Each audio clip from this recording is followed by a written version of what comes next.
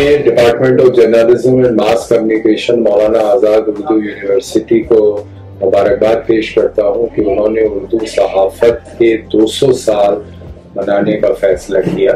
ये साल बहुत अहम साल है क्योंकि 200 साल पहले सबसे पहला उर्दू अखबार जामे जहानुमा कलकत्ता से शुरू हुआ था और उसी दिन से हम लोग उर्दू सहाफ़त का आगाज मानते हैं।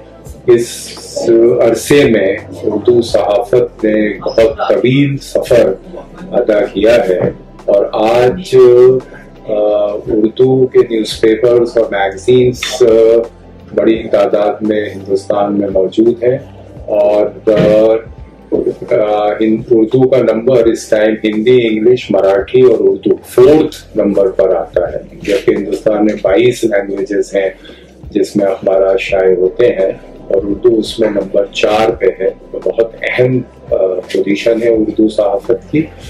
और इस बीच में उर्दू सहाफ़त ने तरह तरह के स्ट्रगल्स भी फेस किए। कई बार ऐसा लगा कि उर्दू अखबार और उर्दू मैगजीन्स की रीडरशिप कम होती जा रही है। उसकी वजह एक तो डिजिटल मीडिया की शुरुआत और दूसरा उर्दू रीडर्स की कमी होना है, मगर फिर इसका रिवाइवल हो रहा है और बहुत बड़ी तादाद में उर्दू अखबार शाये हो रहे हैं और उनका सर्कुलेशन भी पहले से इम्प्रूव हुआ है। मगर मैं उम्मीद करूंगा कि ये हम लोग जो 200 साल तकरीबात मना रहे हैं और मौलाना आज़ाद उर्दू यूनिवर्सिटी का इसमें बहुत अहम रोल है कि वो उर्दू सहाफ़त को ज़्यादा से ज़्यादा पॉपुलराइज करें और ज़्यादा से ज़्यादा लोगों को उर्दू सहाफ़त से जोड़ें।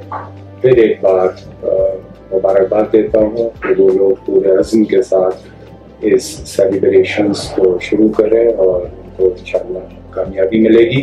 मौलाना आज़ाद उर्दू यूनिवर्सिटी एक बहुत अहम सेंट्रल यूनिवर्सिटी है और उसका उर्दू प्रमोशन में एज ए होल बहुत बड़ा रोल है और हुकूमत हिंद भी ये तवक्को रखती है कि वो उर्दू के प्रमोशन और प्रोपेगेशन के लिए काम करें।